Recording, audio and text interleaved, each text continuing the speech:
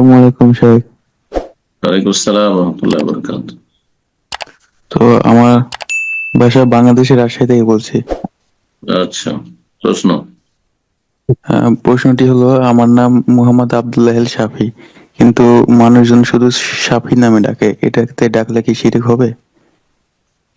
সাফি, শুধু সাফি বললে শিরক হবে না। আব্দুল্লাহ আশ শাফি যদি আল্লাহর সিফাত, আল্লাহর গুণ হয় আর শাফি, তাহলে তো ঠিক আছে, আব্দুল্লাহ আশ শাফি। আল্লাহর গুণ যদি সেটাকে বলা হয়, তাহলে তাকে শাফি বলে ডাকাটা ঠিক নয়।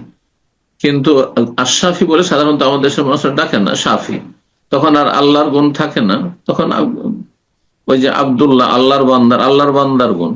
হ্যাঁ, আল্লাহর গুণ তো এমনি ডাক্তার, আরোগ্য দানকারী, শুধু এমনি বলা যায় শাফি, কিন্তু আশরাফি বলা যাবে না। কারণ তার মাধ্যমে শেফা হচ্ছে, ঔষধের মাধ্যমে শেফা হচ্ছে। তো যাই হোক, এখানে মানুষ সাফি বলে ডাকছে, শুধু সাফি বললে জায়েজ আছে, কিন্তু আশরাফি বলা জায়েজ না কোনো মানুষ। আর বাকি তার নামের বিষয়টি একটু বলার প্রয়োজন। সেটা হচ্ছে আব্দুল্লাহর সাথে যদি আশরাফি আর আল্লাহর গুণ সেটাকে ধরা হয়, তাহলে তো জায়েজ। জি।